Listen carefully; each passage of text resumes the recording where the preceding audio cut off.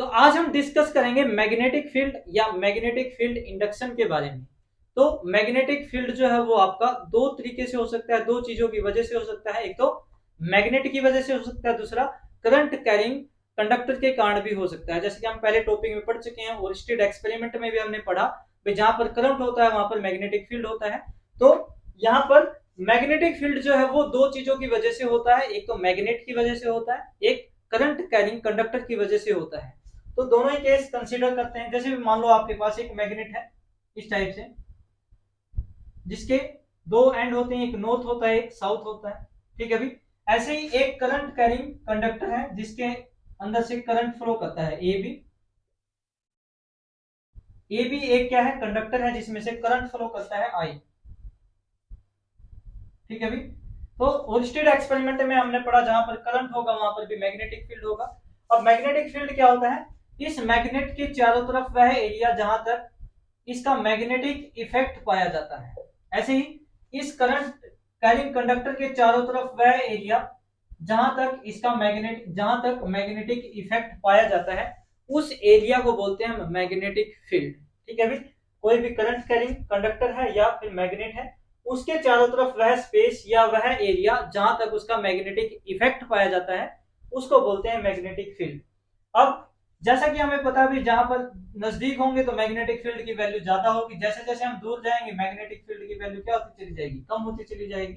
ऐसे यहाँ पर होगा भाई, जितना नजदीक होंगे मैग्नेटिक फील्ड की वैल्यू ज्यादा होगी, जैसे जैसे हम दूर जाएंगे मैग्नेटिक फील्ड की वैल्यू क्या होती चली जाएगी, कम होती चली जाएगी।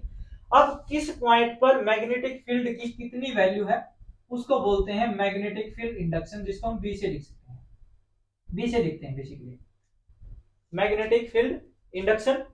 क्यों, जहां पर मैग्नेटिक फील्ड में मैग्नेटिक फील्ड की किसी पॉइंट पर कितनी वैल्यू है उसको बोला जाता है मैग्नेटिक फील्ड इंडक्शन, या सिंपली मैग्नेटिक फील्ड डेंसिटी भी बोलते हैं, मैग्नेटिक फ्लक्स डेंसिटी भी बोलते हैं, और सिंपली मैग्नेटिक फील्ड भी इसको बोल दिया जाता है। यानी ये मैग्नेटिक फील्ड की क्या है, किसी पॉइंट पर वैल्यू है। ठीक है। ऐसे यहाँ पर होगा भाई, इस पॉइंट पर मैग्नेटिक फील्ड निकालना चाहिए, इसकी वैल्यू कितनी है, तो उसको बोला जाएगा मैग्नेटिक फील्ड इंडक्शन। इसको बी से लिखा जाता है और ये एक वेक्टर क्वांटिटी होती है। ठीक है अभी, एक वेक्टर क्वांटिटी होती है और इसको किससे रिप्रेजेंट करते हैं, बी से रिप्रेजेंट करते हैं। जब इसको हम ऐड करेंगे तो ये सारी की सारी वेक्टरली ऐड होंगी, वेक्टर ला के अकॉर्डिंग ऐड होंगी। ठीक है अभी। अब इस बी को हम कैसे कैसे डिफाइन कर सकते हैं उसके बारे में एक बार डिस्कस करेंगे। तो इससे पहले हमने पिछला जो टॉपिक पढ़ा था वो था force on moving charge in magnetic field. अगर हमें बी को डिफाइन करना है, यानी मैग्नेटिक फील्ड इंडक्शन को अगर हमें डिफाइन करना है तो हम कैसे डिफाइन कर सकते हैं, मैग्नेटिक फील्ड इंडक्शन को बी से लिखा जाता है, बी वेक्टर से। ठीक है भाई। तो इससे पिछला टॉपिक हमने पढ़ा था कि force on moving charge in magnetic field is given by F is equal to q v B sine theta. ठीक है भाई।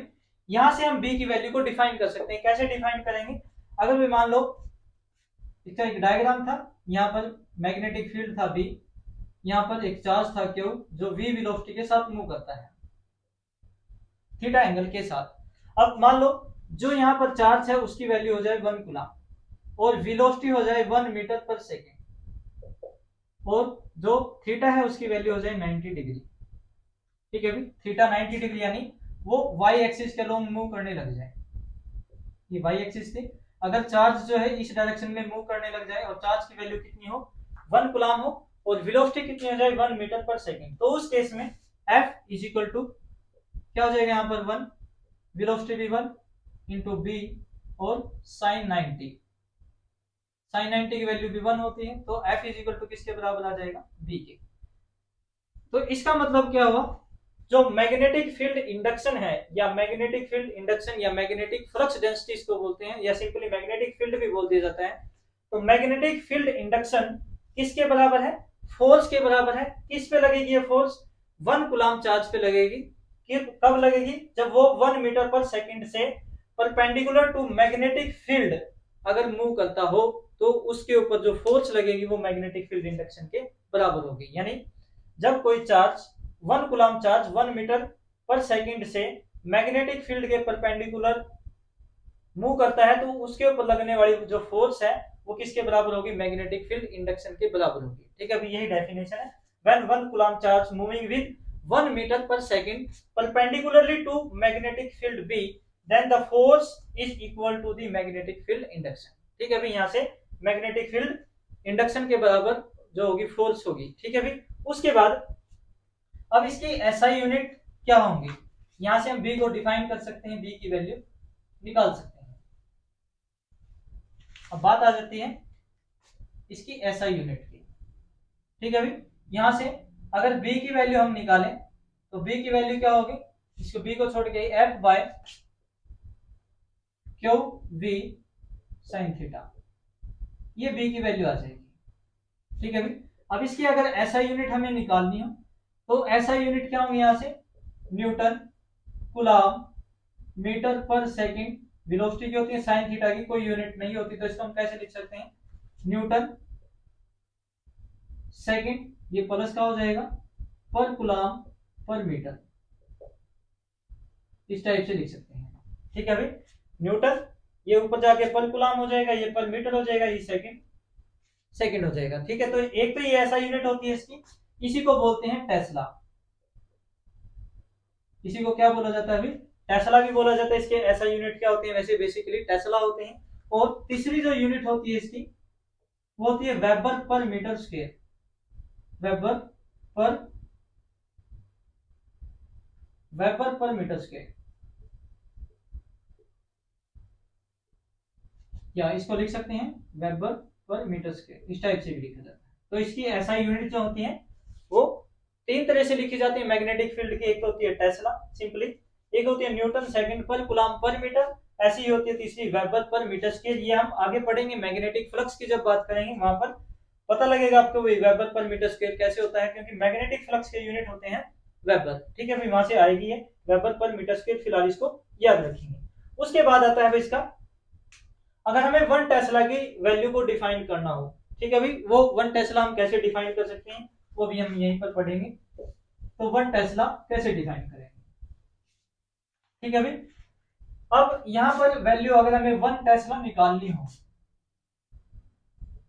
तो 1 टेस्ला को टी से लिखेंगे, इज इक्वल टू 1 कब हो सकती है ये वैल्यू, जब फोर्स की वैल्यू 1 न्यूटन हो और चार्ज की वैल्यू कितनी हो 1 कूलम्ब हो और वेलोसिटी की वैल्यू कितनी हो 1 मीटर पर सेकंड हो और साइन कितना हो 90 डिग्री। ठीक है भाई, तो यहां से 1 टेस्ला को हम डिफाइन कर सकते हैं भाई। 1 टेस्ला किसके बराबर होगा, तो 1 टेस्ला फोर्स जो है 1 टेस्ला मैग्नेटिक फील्ड कब होगा, जब 1 कूलम्ब चार्ज जो 1 मीटर पर सेकंड से perpendicular to magnetic field move करता हो, उसके ऊपर अगर फोर्स 1 न्यूटन फोर्स लगे तो वहां पर मैग्नेटिक फील्ड इंडक्शन की वैल्यू कितनी होगी 1 टेस्ला के बराबर होगी। यहां से हम डिफाइन कर सकते हैं, जब 1 कूलम्ब चार्ज पर 1 मीटर पर सेकंड से वो मूव करता हो परपेंडिकुलर टू मैग्नेटिक फील्ड, तब उसके ऊपर जो फोर्स लगेगी वो 1 न्यूटन हो, तो वहां पर 1 टेस्ला मैग्नेटिक फील्ड इंडक्शन होगा। ठीक है भाई, तो ये था। इसके बाद हम इसका डायमेंशनल फॉर्मूला भी निकाल सकते हैं, डायमेंशनल फॉर्मूला। तो डायमेंशनल फॉर्मूला हम कैसे निकाल सकते हैं, B is equal to force का डायमेंशनल फॉर्मूला क्या होता है mlt-2 डिवाइड बाय चार्ज का क्या होता है at, वेलोसिटी का क्या होता है lt-1, साइन थीटा का कोई डायमेंशनल फॉर्मूला नहीं है। तो अब इसको सोल्व करें, तो इसको सोल्व करेंगे m की पावर 1 हो जाएगी, l की पावर कितनी हो जाएगी 0, ये कैंसिल हो जाएगा आपस में, t की पावर 1 ये कैंसिल हो गया, t की पावर -2 ही रहेगी और a की कितनी हो जाएगी -1। ठीक है भाई, ये इसका डायमेंशनल फॉर्मूला आ जाएगा। ठीक है भाई, तो ये था मैग्नेटिक फील्ड और मैग्नेटिक फील्ड इंडक्शन के बारे में, इंपॉर्टेंट टॉपिक है, ध्यान से पढ़ेंगे। ठीक है भाई, अभी के लिए इतना ही, धन्यवाद।